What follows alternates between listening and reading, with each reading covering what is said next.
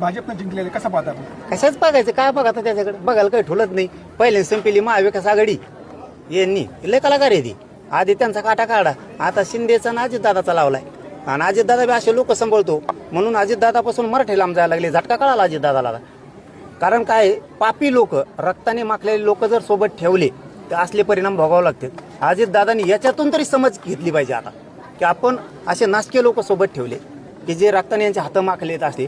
म्हणून आपल्यावरती इतकी वाईट वेळ आली की मराठ्यांचं मतदान सुद्धा पडलं नाही. नसता पुण्यात अजितदादाला इतके कमी नसतेत. म्हणजे एक बोलण्याचा भाग, मी राजकारण नाही करीत पण याच्यातून उघडं पडतं तवा की अजितदादावरती वेळ काही नासके जवळ ठेवल्यामुळे भाजप का जवळ करीत नाही त्याला. असे मिस्टेक आहे, त्यांनी शिकावं.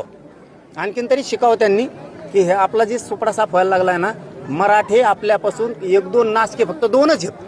ते संभळल्यामुळं मराठा दुरावा लागला आणि आपल्याला महानगरपालिकेला पडावं लागलं. हे फक्त मराठ्यांमुळेच पडावं लागलंय त्यांना. एमआयएमची ताकद वाढल्याची दिसून येत आहे. ते टेन्शन त्यांच्या कोणचे काही आणि त्यांनी काय केलं, येऊ नये का त्यांच्या निवडून?